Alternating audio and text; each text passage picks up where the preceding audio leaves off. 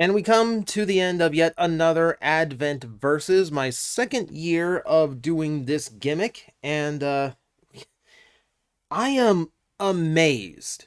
I am absolutely amazed that these calendars have delivered like this 2 years in a row, where, yeah, they're basically racing each other to the bottom. They are basically like trying to just barely not be as crap as the other day is, but the way it always kind of boils down, because like like I'm always like you look at the spread here of like this just like weird mix of figures that came in, how random this entire thing got.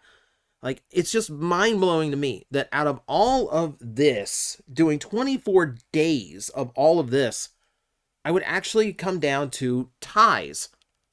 Last year, it was a dead heat between Pokemon and Transformers the entire month. And I had to just decide which calendar was better at the very end. This year, we're just kind of doing like a weird overview, and I'm giving out a few awards just for most notable and least notables. But, the thing is, like, I don't script this. Like, the joy of this and what's great about doing the Advent Calendar Versus is the fact that it's completely sealed, so it's all reactionary content. So I have no idea what's going to come out day to day. And even if I see it on Amazon and it shows me everything that comes in the box, I don't necessarily know what's going to be in day one, day two, day three. But the way it works out, it actually does work to the point where we get down to the last day and it's a dead heat. Either calendar could take it. And the fact that it's done that 2 years in a row, and like, I don't cook the books here. I don't lie and give it to Transformers or whatever that day for the sake of content or for the sake of making this somewhat interesting. I'm giving you my genuine thoughts as I see these things for the first time. To work out like this 2 years in a row is just amazing to me, and I absolutely love that I can get away with that. So thank you for watching. If you didn't watch the entirety of Advent Versus, please, there's a playlist of all the episodes. I try to make them quick watches, so you can get through it in an afternoon, I think. Just to kind of go over it just a little bit.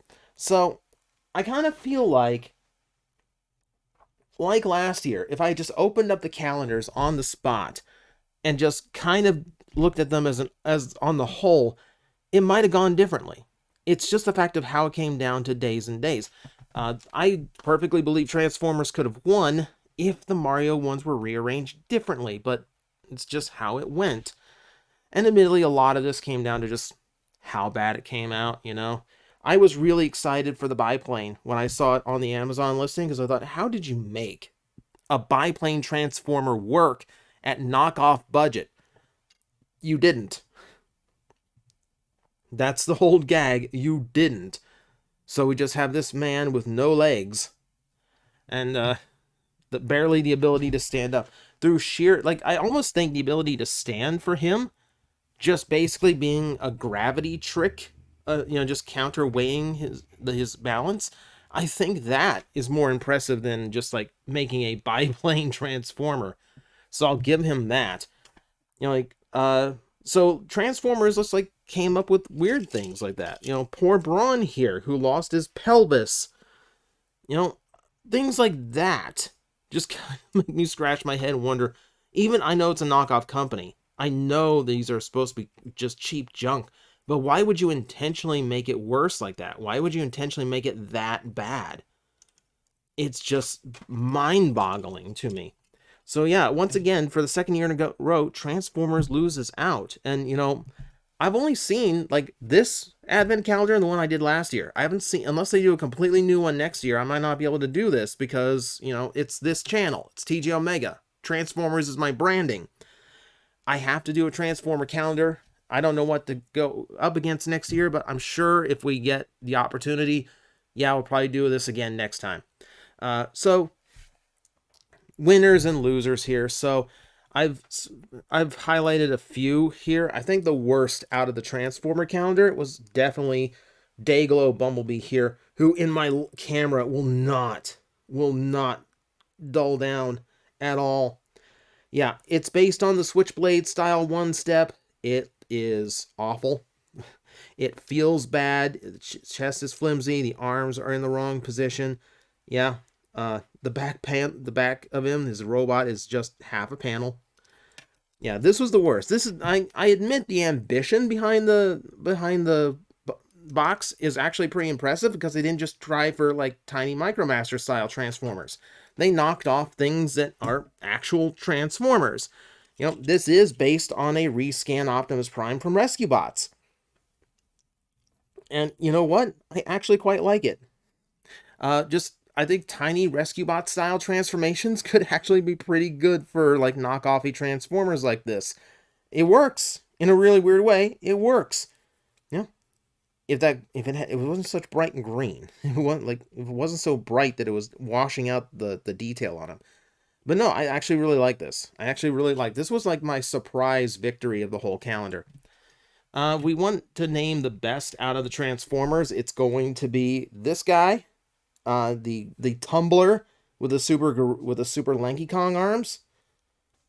Yeah, this gave me the best kick. This gave me one of the best kicks out of the whole calendar, and it's just a cool Transformer. It's a transforming Batmobile. How could it lose, right? And then I got some notable ones for the Transformers as well. You know, the super tall construction vehicle. Like, one of them is fine and cool. Getting two is what sucked. I think if you've been following, yeah. Yeah, Pogging Sea Spray was the winner for a lot of people. It's hard to see, but he actually does have a very wide open mouth. So it's really just a red mustache and eyebrows. And he just kind of looks like very shocked at what's going on in front of him. Just the fact that it's just a straight up G1 Minibot knockoff with no like real sacrifice is just like mind-boggling to me. Why wasn't the entire calendar these? Transformers would have won easily. Yeah, and then on the Mario side, there are fun ones. Like some of them are actually very well done, you know. Notable for like the Babam. I always like me a nice little Babam. They make good little props to put in things as well. Like any scene with any toys that you have immediately becomes a horror scene as soon as you put a Babam down somewhere. Of course, we're going on the worst. It's definitely the Pikmin. The fact that the only way I can get it to actually stand up is by balancing it on its flower will tell you a lot. Aside from the fact that it makes no sense to be in a Mario calendar. You know, it's like fighting game logic. It's like, okay, well, we've got 48 slots on the roster. We're gonna of the new Tekken game. We're gonna give one to Soul Calibur, just because. Or we're gonna throw in Akuma. It's like the Akuma of the calendar, except, you know, pathetic and not cool. Yeah, and they can't stand up. It doesn't fit in. Yeah. This tells me that the company who was doing these as knockoffs probably just Google searched Super Mario and just put in whatever characters they found. That's what it tells me. If we're going for like the best, like Thwomp is fun. I like having just like a little Thwomp. I feel like that could be such a great running gag in like Plastic Addict or something, where just like out of like just in random shots, just like out of nowhere, no context whatsoever, I just drop a Thwomp on him.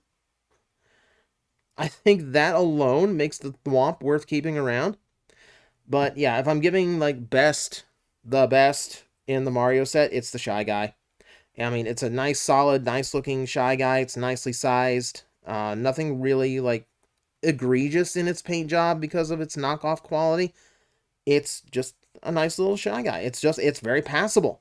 It quite just looks like a little Shy Guy from any little Nintendo set. And then, yeah, I think the biggest surprise out of the Transformer side was he had not one but two of those spring-loaded auto changers. So I'm going to try and crash them together now and see if we can't end off the Advent calendar video by having both of them spring up at the same time. So they are on resistance motors to keep them driving forward. So let's see if this actually works. Okay, a little bit harder, a little bit harder, a little bit harder. Oh! Well, the Bugatti actually managed to crash Bumblebee. There, let's hold Bumblebee still. No! Come on. There. Oh. Are the springs not even tight enough to do what they're supposed to do? Maybe they should have lost one of these days. Maybe they should have lost one of these days, because you're supposed to be able to crash them together and they actually flip up to their feet. I guess the springs aren't strong enough for that. Oh well. So, there's the overall winners and losers. Once again, congrats to Super Mario for handing Transformers their second consecutive defeat in Advent Versus. If we find another Transformer calendar to do next year, we'll be back to do this for a third round. I cannot promise Transformers will do any better, but you know what? They gave it an interesting showing this year. We'll give them that. So, thank you everyone for watching all month long. I really do appreciate it. And, yeah, I'm looking forward to not having a double video schedule in January. Thank you very much for watching. I will see you all next time. We parlay with the captain. You would think a werecroc is going to listen to elvish rules of piracy. Of course it would be the freaking elves that invented parlay. I had to think of a quick replacement for the French.